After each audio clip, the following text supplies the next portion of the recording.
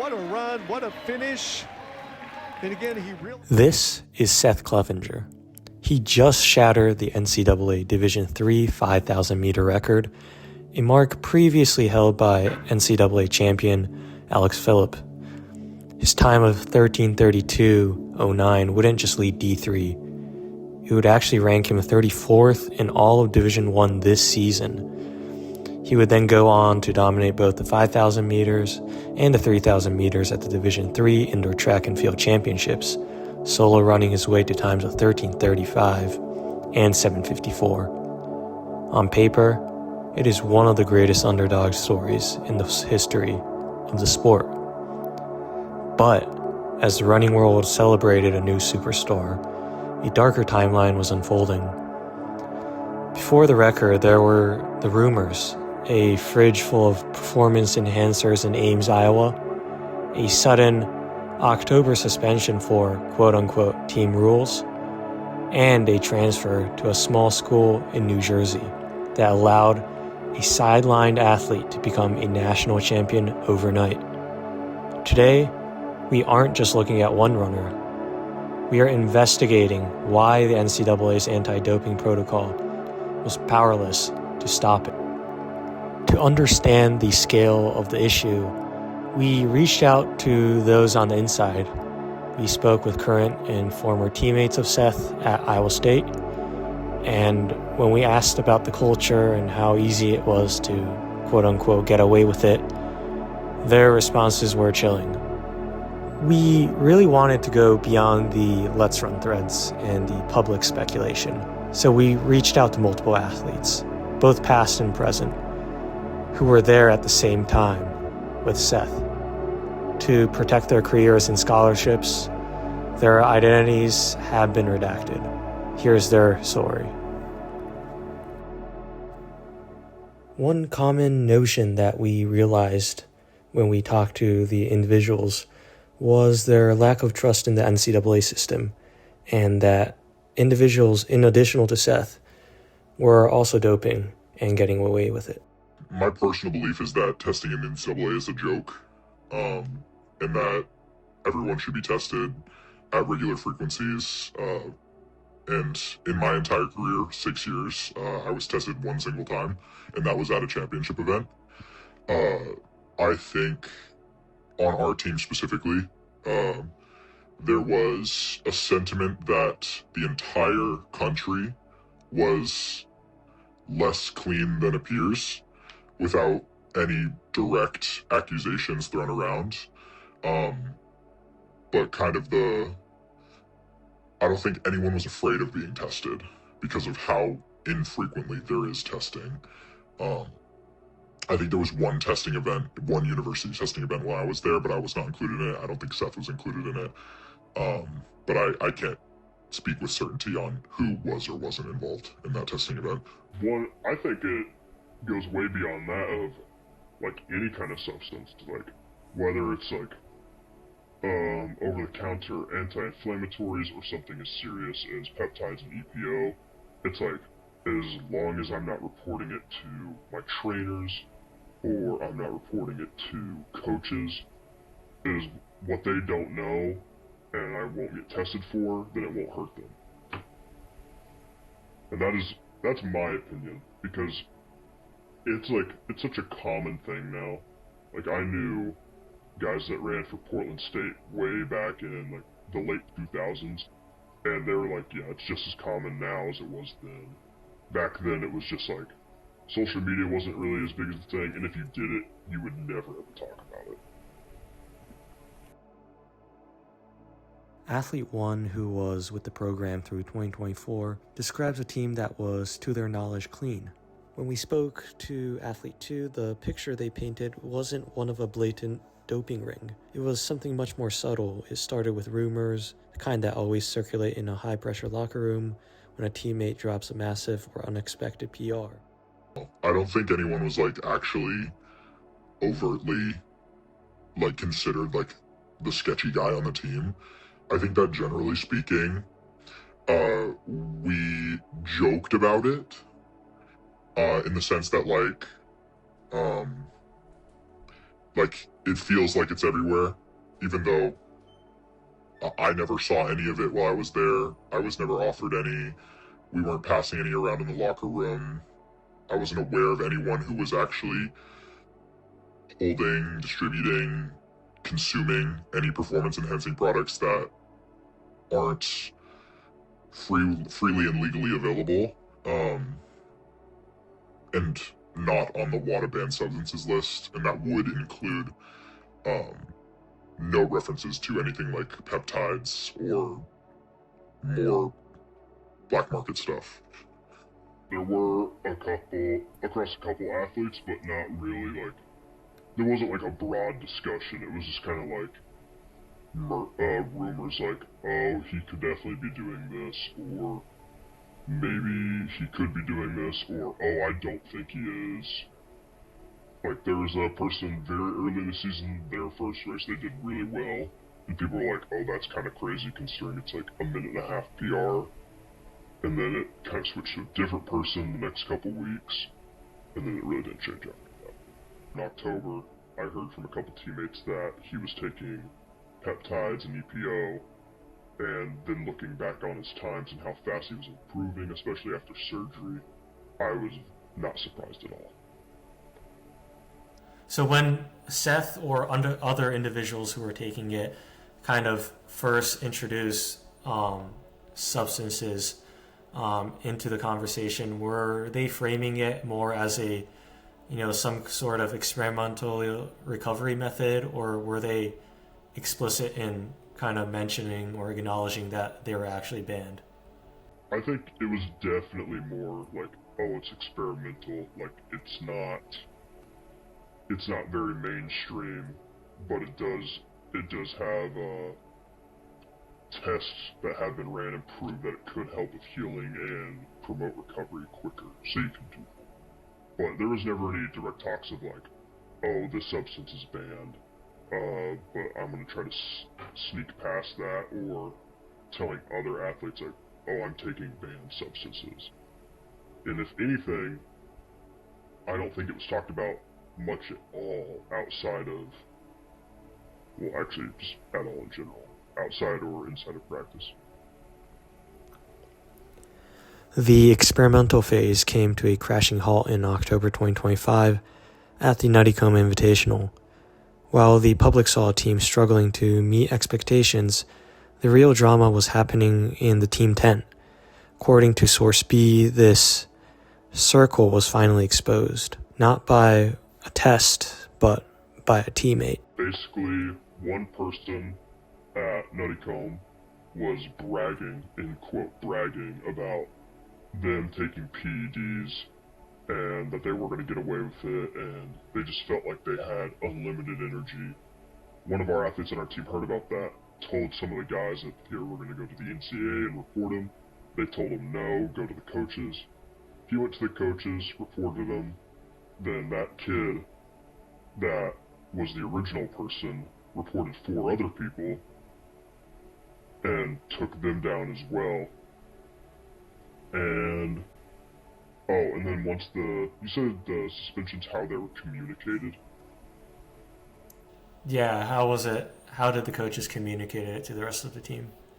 They first went to the individual athletes and talked to them and told them what was going to happen. And then they went to the bigger group that wasn't suspended, told them who it was, why it's happening, and for how long, and that was basically it.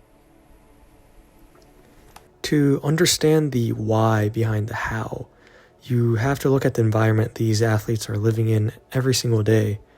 We aren't just in a new era of training, we are in a new era of stakes. In 2026, the NCAA isn't just a normal collegiate league, it's a multi-million-dollar talent incubator where the line between student-athlete and professional has completely vanished. I can imagine that environment is one of high pressure. I know that there were guys who were there in 23 who were not renewed into 2024. That's before any of the roster limit changes. And being on a program like Iowa State, there are standards And there are pressures to perform and to consistently perform and to deliver at conferences, deliver at nationals. Not that anyone was overtly expressing that you need to do something drastic to maintain your position on the roster. There were pressures. Iowa State, there's just no guarantee that it's yours long term. You have to continue delivering. I'm just wondering how widespread you think this is across the NCAA. Do you think it's happening in other programs more than your program? And potentially, is it at the NCAA? Can you give me a percentage point of how many people in the NCAA or in the upper echelon of the NCAA that you think are doping or using some kind of performance-enhancing drug?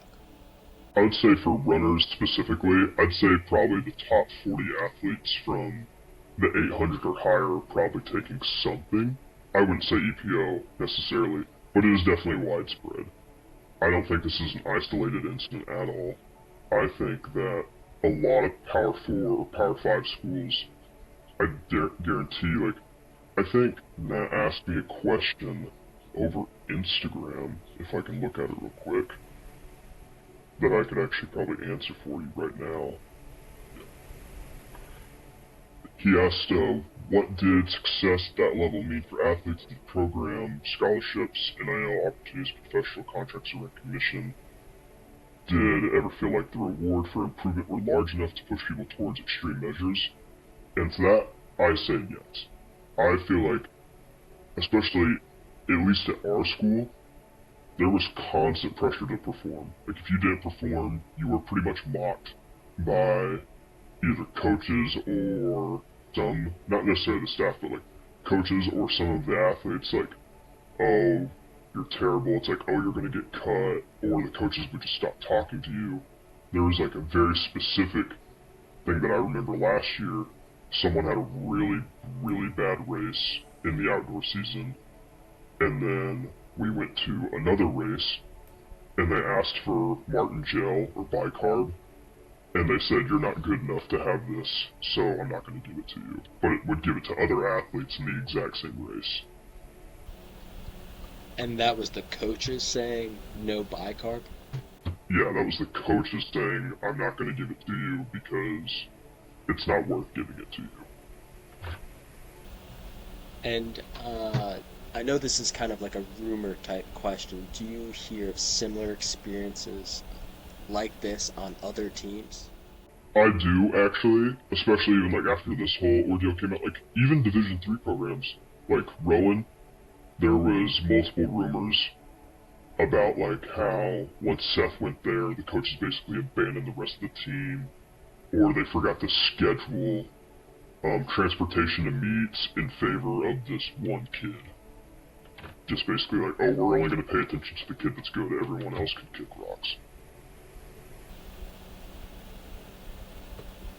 And how threatening is this, roster cuts, and how obvious do coaches make it maybe early on in the year, or during summer training, or during even downtime to almost pressure and stress these kids out? I think pretty much, I wouldn't say summer. I think there's there's almost zero contact, at least for me, during the summer. But during fall cross country and then going into spring track, it's if you're not performing, they kind of just stop talking to you or isolate you. They're not outwardly supporting you, versus if there's someone on the team doing really, really good, they're outwardly supporting them, posting them on Instagram. And then threats of roster cuts. There was a whole conversation. This happened a couple weeks ago because one of my friends that's still on the team was talking to me about it. And the coach started running again and said, if I can beat anyone in an open race, that means I get to kick him off the team. Just stupid stuff like that. Or there's they would make a certain marker, oh, you have to run this by the end of the year, or I'm kicking you off the team and getting somebody else. And this includes even coming back from injury. Like, there was a kid who'd been injured for probably 6 months, something with his Achilles or his bone in his shin, something similar like that. And they kept trying to come back early and push harder and harder and harder because they were constantly told if they don't perform, they're going to get cut. And that is very common. And do they follow up with these cuts? Are they kind of straight up about it? Like, yeah, you don't hit this time, and maybe it's not the exact reason, but they don't show up on campus next fall. Yeah, it's pretty cut and dry. Like, there was a kid who was here a couple years ago, national high school talent, like top 20 at NXN, probably top 30 in general for track and field. They came here, they got injured, and then was like, the constant like, oh, you need to lose weight to get faster, oh, you need to hit this by this time, or you're going to lose your scholarship, they're here for another year. It's like, oh, if you don't hit this time, I'm going to cut you and get somebody else. There's even talking about, like, people that aren't even here yet, like, you'll have recruits coming in, and they'll be making bets on, oh, who's going to survive and who's going to stay here after a year. And this is coaches and athletes alike. Coaches are saying this. Like, a kid gonna be cut out. Yeah, like, yeah, because they'll see, like, there was a guy, he went to NXN, and then he got, or Foot Locker, and they got last. It's like, oh, great, we got another kid who got last at Foot Locker. Longer, it looks like he's only going to last, like, a year. Or if someone get injured, they're just like, or if someone can't do high mileage, there's always an insult behind it. Whether it's, I guess, playful or they're being dead serious, there's always kind of an insult behind it, like, oh, great. But if you're doing really good and you're performing well, then these insults are never happening. Well, I actually can't say that, because even if you are performing good, if you do something that the coaches just don't like, they call you stupid.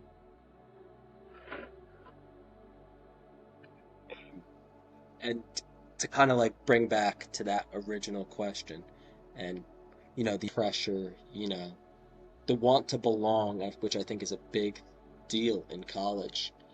Do you think that contributes to, you know, taking these substances? And I think maybe we see it more common in foreigners because it's bigger pressure. They're in a new country. They're, you know, or you see it from these small town kids who, this is kind of like they have this huge scholarship. This is how they're going to college. This is how basically they're going to make their livelihood. Do you see that being and these immense pressures as like one of the fundamental reasons why these people are taking EPO? Oh, 100%. And I think it's also kind of a trickle effect too. Like, it's not a secret that some foreigners, whether they're South African, Kenyan, New Zealand, Australian, whatever, that some of them are probably taking something to make them better that's definitely not approved by the NCAA. And then other athletes, younger ones, are like, oh, if they're doing it, then I should do it, because if I don't do it, there's no way I'm going to be able to compete. And it kind of just starts at the top and comes down. I've never seen a coach advise it, like say, oh, you should do this, or I think you should push the needle. And the pressure thing that you mentioned is a 100% thing. It's like, oh, I have all these expectations. If I don't meet them, I'm going to either get cut or I'm going to lose my scholarship. Thinking for the foreigners, like, I can see where, like, foreigners come in, it's like, this is how they make their livelihood, this is how they get to the US, this is how they get a better life, and they're willing to do anything to be better. But as we dug deeper, we realized that this blind spot isn't just unique to Iowa State. We reached out to another source within the Arkansas distance group to ask about Peter Maru, the Ugandan standout who dominated the SEC before a sudden AIU ban. Their response exposes the massive gap in international testing. They replied back to my message stating the following: I'm not really sure what exactly happened. Nobody said anything to us distance guys. Apparently, WADA couldn't find an official address to confront Peter with the allegations. Once he moved to the US, he quickly became a dominant runner, and they could finally track him. That's all I know, and that's just a story I got told. I personally think the NCAA doesn't care enough about doping, unfortunately. This is the real elephant in the room. The NCAA has become a safe haven for athletes under international scrutiny. Peter Maru took an All-American spot for Arkansas, while the AIU already had him flagged. Parviz Khan broke records while India's Nada was recording missed tests. And Adeja Hodge was allowed to win a 200-meter national title in March while serving a secret backdated ban. And there are the institutions. When an anonymous whistleblower account on Instagram, @RowanCleanSport, began posting internal emails and receipts, Rowan University didn't launch an investigation. They launched a legal team. They had apparently sent a cease and desist to silence their own community, choosing to litigate rather than to lead.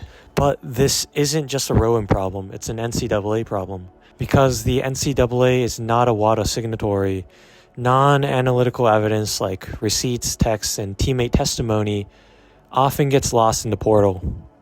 An athlete can be suspended for team rules at a D1 powerhouse and be a D3 national champion months later. On the other hand, the system doesn't just fail clean athletes, it punishes them for being honest. When the athletes walked off the podium at nationals, they weren't just protesting Seth Clevenger. They were protesting a sport where lawyers can silence whistleblowers and where the transfer portal acts as a reset button for a tainted reputation. The record book will say 1332.